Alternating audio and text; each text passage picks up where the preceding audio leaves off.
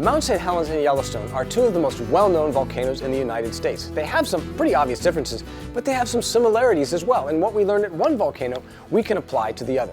May is Volcano Awareness Month in the state of Washington, so let's ask the question, just how similar are Mount St. Helens and Yellowstone? Now, of course, these two systems have very different origins. Yellowstone is fed by a deep mantle hotspot where there's a stationary zone of melting and the North American tectonic plate drifts over the top of it, and you get a chain of volcanoes. The Yellowstone system is the youngest of those volcanoes, but they stretch across southern Idaho. At Mount St. Helens, there are two plates that are interacting. The Pacific plate is diving down beneath the North American plate. That generates magma that feeds the Cascades. Now, both volcanoes have very complex magmatic systems. There's sort of a heat engine deep beneath both that provides enough energy to melt rock and form these silica-rich magma chambers a few miles beneath the surface. Because they're rich in silica, these can hold a lot of gases and they tend to be a bit more explosive. Of course, Mount St. Helens is the most explosive volcano in the Cascade Range, and I don't think we need to talk about Yellowstone's great explosive potential, right? But what's also common to both volcanoes is that they erupt lava more than they explode. Lava flows are very common at Mount St. Helens. That's what gave us the edifice that we see today, and we saw a lot of lava flow activity from 1980 to 86 after the big explosive eruption there, and also from 2004 to 2008. And in fact, lava flow activity at Yellowstone occurred several dozen times since the big eruption that formed Yellowstone Caldera about 631,000 years ago. The differences between the two systems are really mostly related to scale. The big explosive eruptions at Yellowstone are 100 to 1,000 times bigger than those from Mount St. Helens. You can find thick deposits of Yellowstone ash from Kansas to southern New Mexico to offshore of Northern California. Whereas the Mount St. Helens deposit, while they covered a fair amount of area, were relatively thin and were only thick close to the volcano in a relatively narrow band just off to the east. The lava flows at Yellowstone are also much, much bigger, 100 times bigger than the kinds of flows we see at Mount St. Helens. The size of Yellowstone also dwarfs Mount St. Helens. You could fit about 25 Mount St. Helenses inside Yellowstone Caldera.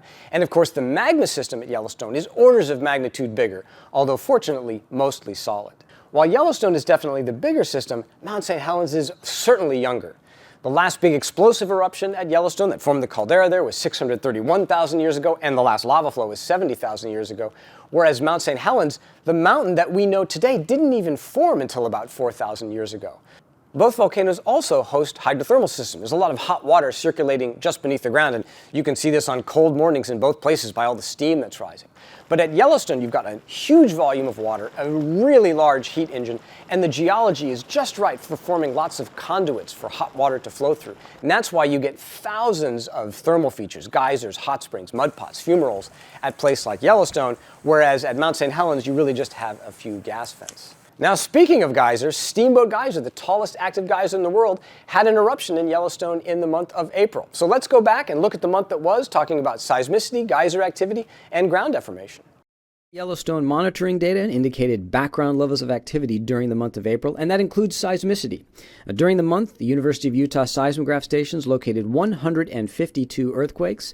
The vast majority of them, as usual, are in this band between Hebgen Lake and extending into the north central part of Yellowstone National Park. There were two swarms in the month, also in this region. 19 events occurred toward the end of April, just north of West Yellowstone.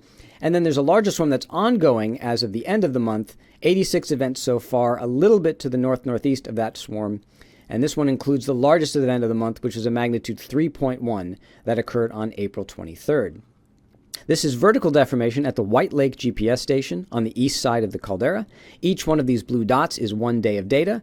Upward trends indicate uplift, and downward trends indicate subsidence. And over the past 2 years, we're seeing a continuation of trends that have been ongoing since 2015. That is, overall subsidence with an interruption in that, pause or a little bit of uplift during the summer months due to changes in groundwater conditions. Since September, we've had subsidence of a few centimeters, about an inch or so over that time frame, so really no changes in the style of ground deformation. And finally, looking at activity at the largest geyser in the world, that's Steamboat Geyser in Norris Geyser Basin. Started the month with some minor activity, as you can see in this temperature plot. This is measuring temperature in the outflow channel for the geyser. It culminated in a major eruption, the second major of the year, on April 3rd. After that, the geyser basically went dormant. We see just temperature variations related to daily temperature fluctuations, and then towards the end of the month, we started getting minor activity again. So this is a sign that we're probably headed towards another major eruption of the geyser sometime during the month of May. Well, that does it for the May 1st, 2024 Yellowstone Volcano Observatory Monthly Update.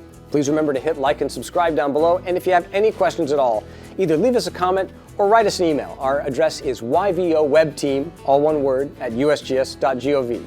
We'll be back next month from Yellowstone National Park. Until then, stay safe and stay healthy. See you soon.